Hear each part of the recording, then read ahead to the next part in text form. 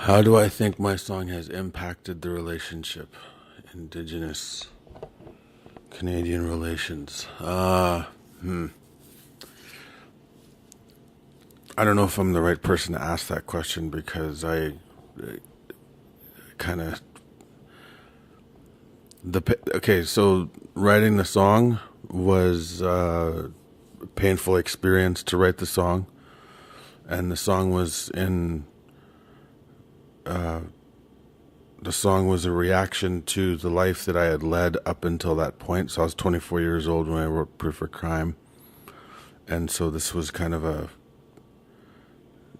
song about everything that I had witnessed in my life, 24 years old. I don't know if I'd say those words if I was 30 years old or 40 years old, but when you're 24, you can say whatever the hell you want, I guess. How do I think it's I would like to believe that it has an effect, that the song has had a positive effect on the relationship. I know that when somebody sees the video, not necessarily hears the song, but sees the video, something happens to the person. Anybody that hears the song, like listens to the song and hears the video and or sees the video,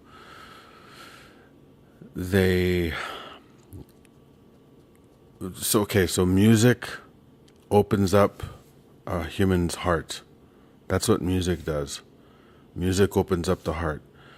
And when the heart is open during a conversation can really happen. When the heart is closed and the mind is closed, conversation and communication is almost impossible. And when you're dealing with relationships such as Indigenous and Canadian, oftentimes one side, usually the Canadian side, is closed. The heart is closed and the mind is closed on that side of the conversation. I think this happens because the status quo is fine for the Canadian. The status quo is horrible for the Indigenous person. And so that's the dynamic that I've noticed in my life. Why do you want to talk about treaties? Everything's fine.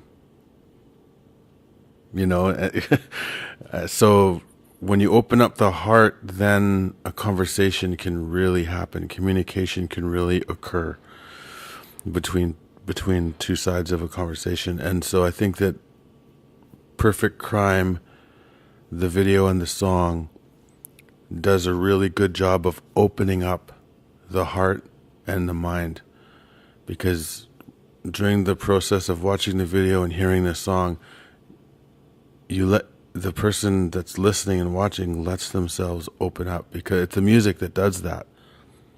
You know, it's a ballad. It's a song about children. It's a song from a first person perspective. In more ways than one, because I'm singing about when I grew up. I grew up in an empty room in a foster house full of strangers. It's first person perspective from a first person. And so it's a child's perspective or someone talking about their childhood. So it opens up the heart and it opens up the mind. So people are open after they watch the Perfect Crime video. They become open because of the message and the music. And I don't think that can occur in just regular old conversations about the content, right? It's hard. It's difficult. And sometimes I've noticed people that watch the video and it opens them up, and they seem to be more open to talk about it and more transparent about it. I've witnessed it. I've seen it. I've a lot of people in my life since that song has been out there. They say, stuff that just you wouldn't expect them to say, like good and bad. Like I remember, well, most of the time it's, people will send me a message, send me an email. I think on the First Nations side of it, I've received emails from a lot of people that were just totally freaked out after seeing the video. One of the things that occurred was, I can't remember her name, Beatrice Colleton. And it's hyphenated now, but she's the person that wrote In Search of April Raintree. She sent me an email on Facebook and told me about Perfect Crime, how wonderful it was, and how she was touched by it and stuff. And I remember reading In Search of April Raintree when I was in school, and I was completely honored that I'm like, what? Wow. Like, I was floored, because reading her book informed Perfect Crime in a lot of ways. Like the writing of that song, when I was like 16, I 15 or 16, I read her book, and then when I was 24, I wrote Perfect Crime. So that was really interesting. That was really cool. So I think it's kind of a team effort sometimes, because I know that April Raintree, the book, has done a lot of good as well, and I hope that Perfect Crime has done a lot of good for that conversation as well. Then you get the other side of it, where I remember it was Juno week, and I did a show in the early 2000s. I did a show for Juno week here in Winnipeg, and we played Perfect Crime. I played a bunch of other songs, but we played Perfect Crime, and I usually do a talk before I play the song, because it's very emotional for me to sing the song live. So we sang Perfect Crime, and those lyrics came out. You have nothing to be proud of, my white friend. And the lyrics came out. And then after we did the performance, some guy from Shaw TV came up to me and interviewed me and stuff like that. And one of the first questions out of his mouth was, "You're being a little harsh on us white guys, don't you think, Aaron?" And he didn't ask, and I thought, I don't think so. And I told him that. I said, I don't think so. I don't think I'm, and because it's why my white friend is the lyric. It's not you white bastard or you white son of, nothing like that. It's my white friend. So it's a reconciliation language already. I like to say there was a TRC way before the TRC, and it was me, because Perfect Crime came out in 94, 95. Long before any of that stuff, and there I was saying my white friend. That's reconciliation. That's olive branch. So I think that the song has an impact. It opens up hearts and opens up minds, and it allows for real communication, because even though I was kind of pissed off that he would speak to me that way about my song, we were still having a conversation. And it's too damn bad we didn't have that conversation on camera, because he wouldn't talk to me like that on camera. He said that to me just before we rolled. And I thought that was like, come on, dude. This would have been perfect on camera. Come on, But, so, I don't know. I think that music opens up hearts, opens up minds, and Perfect Crime in particular has a special role to play in that, because there's a lot of, well, any song about reconciliation or all that stuff, if it's done the right way, it can be something special for the listener. And I think that that's what it does. Ultimately, Perfect Crime opens up minds and opens up hearts and allows for the conversation to happen. And I think that that's the main reason why Senator Murray Sinclair always plays Perfect Crime, the video, before his speech, before he does keynote addresses anywhere. He plays Perfect Crime. And I've had a lot of people email me telling me, I just saw your video, Perfect Crime, Senator Sinclair played it, and I just wanted to reach out to you, Aaron Peters, and say thank you for this. And so it's still doing what it does, the song.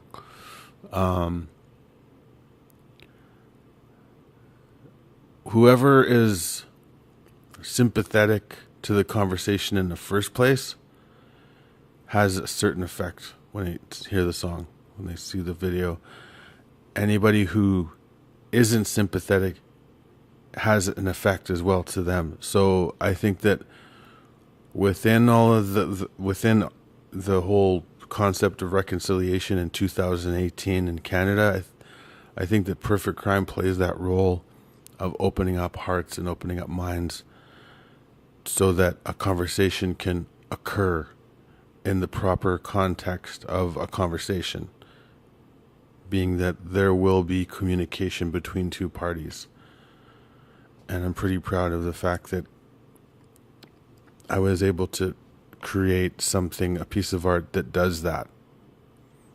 So there you go. That's the answer to the question.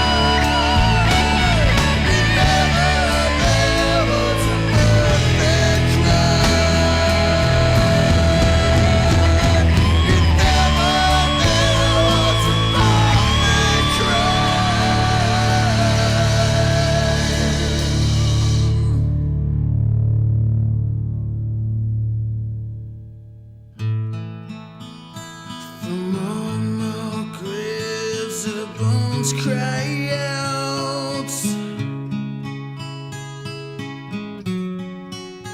Don't let what happened to us be forgotten.